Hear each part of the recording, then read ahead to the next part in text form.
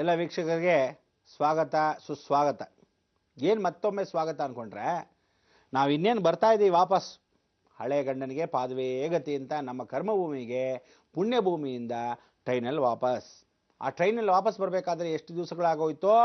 2.5 ದಿವಸ ಪ್ರಯಾಣ ಕಾಶಿ ಹತ್ತಿಗೆ, ಕಾಶಿಯಿಂದ ಮತ್ತೆ ವಾಪಸ್ 2.5 ದಿವಸ ಈ ಕಡೆಗೆ, 1 ವಾರ ಟ್ರೈನಲ್ಲೇ ಕಳೆದೋಯ್ತು. ಈ ಟ್ರೈನೆಲ್ಲ ಗಬ್ಬುಗಳು ರಮಾ ಕೃಷ್ಣ ಏನು ಕ್ಲೀನಾಗೇ ಇಟ್ಕೊಳ್ಳಲ್ಲಪ್ಪ.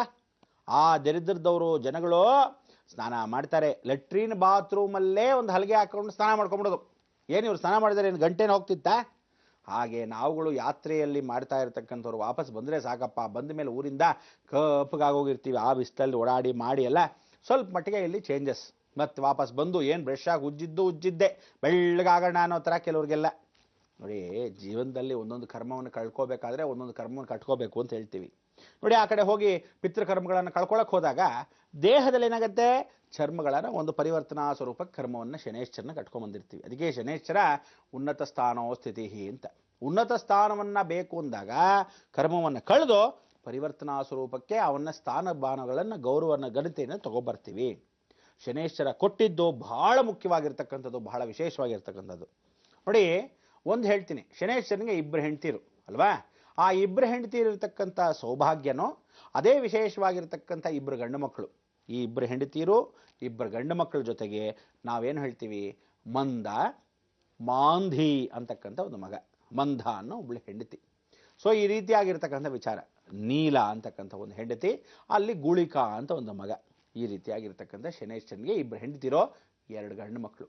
ಇವರಿಬ್ಬರು ಆ ಗುಳಿಕ ಕಾಲ ಅಂತ ಏನು ನೋಡ್ತೀವಿ, ಮಾಂದಿ ಅಂತ ಏನು ಓದ್ತೀವಿ, ಮಂದ ಆಗಿರ್ತಕ್ಕಂಥ ಗ್ರಹಗತಿಗಳು ನೋಡ್ತೀವಿ, ನೀಲವರ್ಣ. ಅದಕ್ಕೆ ಶನಿ ಸಂತೋಷವಾಗಿದ್ದಾಗ ನೀಲ ಆಗಿರ್ತಾನಂತೆ, ಕಪ್ಪಾಗಿದ್ದಾಗ ದುಃಖನಾಗಿರ್ತಾನಂತೆ. ಆವಾಗ ನಾವು ಭಯವಾಗಿ ಹುಷಾರಾಗಿರೋ. ಅದಕ್ಕೆ ನಾನು ನಿಮ್ಗೆ ಏನು ಹೇಳ್ತೀನಿ, ಕಪ್ಪು ನೀಲಿ ಕೆಂಪು ಬಟ್ಟೆಗಳನ್ನೇ ಹಾಕೋಬೇಡಿ ಅಂತ ಮೊದಲೇ ಹೇಳ್ಬಿಟ್ಟಿರ್ತೀವಿ. ಹಾಗೆ ಜೀವನದಲ್ಲಿ ಪ್ರತಿಯೊಬ್ಬನಿಗೂ ಶನಿ ಇದ್ರೇನೆ ಕೇತು ಜೊತೆ ಟ್ರೈನಲ್ಲಿ ಪ್ರಯಾಣ. ಕೆಲವ್ರಿಗೆಲ್ಲ ನೋಡಿ, ಜನ್ಮದಲ್ಲಿ ಯಾವ ಕಾಲಕ್ಕೂ ಟ್ರೈನೇ ಹತ್ತಿಲ್ಲ ಅಂತಾರೆ. ಕಂಬಿ ಪೂರ್ತಿಯಾಗಿ ಟ್ರೈನು, ಕಬ್ಬಣದ್ದೇ ಬಾಕ್ಸು ಡಬ್ಬ ಟ್ರೈನು ಹೋಗ್ತಾ ಇರತಕ್ಕಂಥ ವಿಚಾರ. ಬರೋದು ಯಾತ್ರೆ. ಕೇತು ಜೊತೆ ಶನಿ ಇದ್ರೇನೆ ಅಥವಾ ಶನಿ ಪಕ್ಕದಲ್ಲೇ ಕೇತು ಇದ್ರೇನೆ ನಿಮಗೆ ಟ್ರೈನಿನ ಪ್ರಯಾಣ ಹೆಚ್ಚು. ಕೆಲವರಿಗೆ ಯಾವತ್ತೂ ಇರೋದೇ ಇಲ್ಲ ಅಂದರೆ ಶನಿ ಅಥವಾ ಕೇತು ಯಾವ ಕಾಲಕ್ಕೂ ಒಳ್ಳೆ ಸ್ಥಾನದಲ್ಲಿ ಇಲ್ಲದೆ ಇದ್ದ ಪಕ್ಷದಲ್ಲಿ ಟ್ರೈನ್ ಹತ್ತೋದೇ ಇಲ್ಲ. ಯಾವುದಾದ್ರು ದಶೆಯಲ್ಲಿ ಒಂದು ಸಲ ಕೇತು ಬಂದರೆ ಒಂದು ಪ್ರಯಾಣ. ರಾಹು ಕರ್ಕೊಂಡು ಹೋಗಿ ಬರ್ತಾನೆ. ಇವತ್ತೇ ಫಸ್ಟ್ ಟೈಮ್ ನಾವು ಟ್ರೈನ್ ಹತ್ತಿದ್ದು ಹಬ್ಬ ಅಂದ್ಕೊಂಡು ಬರ್ತಾರೆ. ಇನ್ನೊಂದಷ್ಟು ಜನಕ್ಕೆ ವ್ಯಾಮೋಹ, ಟ್ರೈನ್ ಅಂದರೆ ಹೇಗೆ ಅಂತ. ಜೀವನದಲ್ಲಿ ರೈಲ್ ಬಿಡ್ತಾ ಇರ್ತಾರೆ ಭಾಳ ಜನ. ಅದಕ್ಕೋಸ್ಕರ ಇಂಥವ್ರಿಗೆ ಏನೂ ಮಾಡೋಕ್ಕಾಗಲ್ಲ. ಈ ಕಡೆ ಕಂಬಿ ಇಲ್ದೇ ಬಿಡ್ತಾ ಇದ್ದಾಗ ಏನು ಮಾಡೋಕ್ಕಾಗತ್ತೆ? ಅದಕ್ಕೆ ಹೇಳೋದು, ಜೀವನ ಪರ್ಯಂತ ನಾವುಗಳು ಆ ಟ್ರೈನ್ ಹೋಗೋದಕ್ಕಿಂತ ಈ ಟ್ರೈನ್ ಬಿಡೋದೇ ಬಹಳ ಕಷ್ಟವಾಗುತ್ತೆ. ಅದಕ್ಕೆ ಒಳ್ಳೆ ಕಾರಣಕ್ಕೆ ನಿಜ ಹೇಳೋಕ್ಕೆ ಸುಳ್ಳು ಹೇಳೋಕ್ಕೆ ಅಭ್ಯಾಸ. ನೋಡಿ, 100 ಸುಳ್ಳು ಹೇಳಿ ಒಂದು ಮದುವೆ ಮಾಡಿ ಏನೋರು ಈಗ ಬರೀ ಸುಳ್ಳು ಹೇಳೇ ಮದುವೆ ಮಾಡೋರು. ಅದಕ್ಕೋಸ್ಕರ 100 ಏನು ಬಂತು, 1000 ಸುಳ್ಳು ಹೇಳ್ಬಿಟ್ಟು ಮದುವೆ ಕಟ್ಬಿಡ್ತಾರೆ. ಆ ಕಡೆ ಗಂಡು ಹಳ್ಳಕ್ಕೆ ಬೀಳ್ತಾನೋ ಹೆಣ್ಣು ಹಳ್ಳಕ್ಕೆ ಬೀಳ್ತಾರೋ ಗೊತ್ತಿಲ್ಲ. ಜಾತಕಗಳು ಬದಲಾಯಿಸ್ಬಿಡ್ತಾರೆ, ಜಾತಕಗಳು ಹೇಳ್ತಾರೋ ಬಿಡ್ತಾರೋ. ಇಷ್ಟೆಲ್ಲ ಕಷ್ಟಗಳಿದಕ್ಕೆ ಪರಿಹಾರ ಏನು? ನಾವು ಯಾತ್ರೆಯಿಂದ ವಾಪಸ್ ಬರ್ತಾ ಇದ್ದೀವಿ ರಾಮೇಶ್ವರಕ್ಕೆ. ರಾಮೇಶ್ವರ ಕಥೆ ಎಲ್ಲ ಹೇಳಿದ್ದೀನಿ. ಆದರೂ ಸಹ ಒಂದು ಕ್ಷೇತ್ರದ ಮಧ್ಯಭಾಗಕ್ಕೆ ನಾವು ಹೋಗಲೇಬೇಕು. ಅಲ್ಲಿ ಹೋದಾಗಲೇ ರಾಮೇಶ್ವರ ಯಾತ್ರೆ ಪೂರ್ಣವಾಗೋದು. ಈಗ ಮಾತಾಡ್ತಾ ಇದ್ದ ಮದುವೆ ವಿಚಾರಗಳು ಏನಿತ್ತು, ಜಾತಕಗಳು ಸುಳ್ಳು ಹೇಳೋದು ನಿಜ ಹೇಳೋದು, ಅಥವಾ ಯಾವ ಕಾಲಕ್ಕೂ ಈ ರೀತಿಯಾದ ಮದುವೆಗಳನ್ನು ವ್ಯಾವಹಾರಿಕವಾಗಿ ಏಜೆಂಟ್ಸ್ ಮಧ್ಯವರ್ತಿಕರು ಆ ಕಡೆನೂ ತಗೋ ಈ ಕಡೆನೂ ತಗೋ, ಇದಕ್ಕೆಲ್ಲ ಏನು ಮಾಡಬೇಕು ಗೊತ್ತಾ? ಫಸ್ಟ್ ನಾವು ದೇವತೆಗಳನ್ನು ಸ್ವಾಗತ ಮಾಡೋಣ. ಯಾತ್ರೆ ಯಾಕಂದರೆ ಕ್ಷೇತ್ರ ಮಹಿಮೆ ನೋಡಿ, ಆ ಮಹಿಮೆ ತಿಳಿಸ್ಕೊಡ್ಬೇಕು ಅಂದರೆ ಮೊದಲು ದೇವರ ದರ್ಶನ, ಆಮೇಲೆ ಮಹಿಮೆ. ಬನ್ನಿ ದೇವರನ್ನು ಸ್ವಾಗತಿಸೋಣ.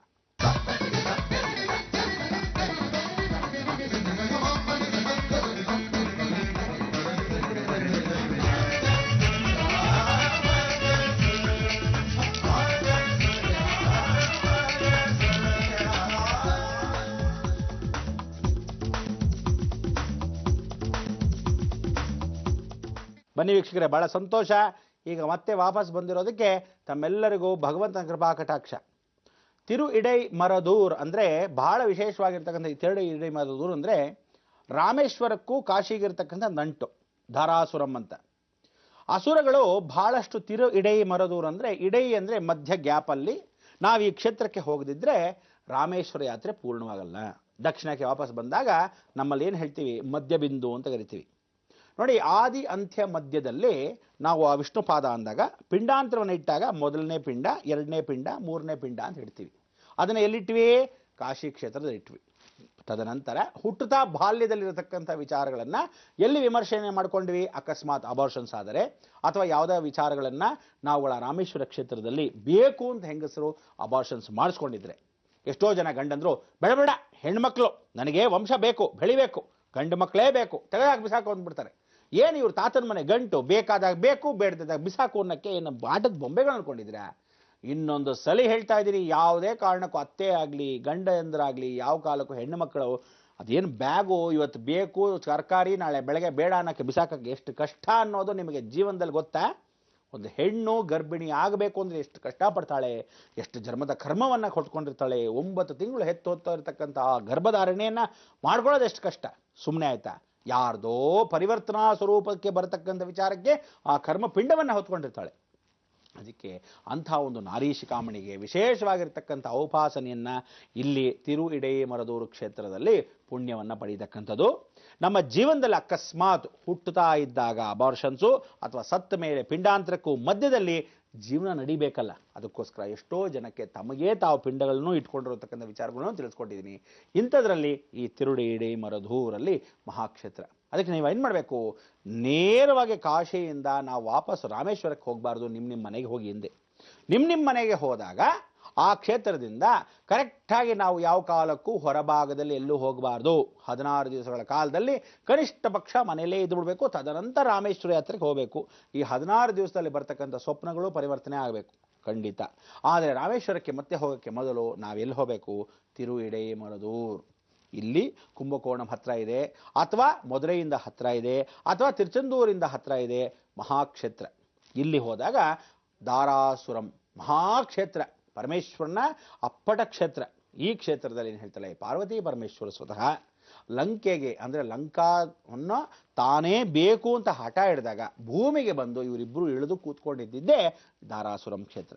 ದಾರಾಸುರಮಲ್ಲಿ ತಿರು ಇಡೈ ಮರದೂರು, ತಿರುವೈಡೈ ಮರದೂರು ಅಂತ ಹೇಳ್ಬಿಟ್ಟು ದೊಡ್ಡದಾಗಿ ಹೇಳ್ಬಿಡ್ತಾರೆ.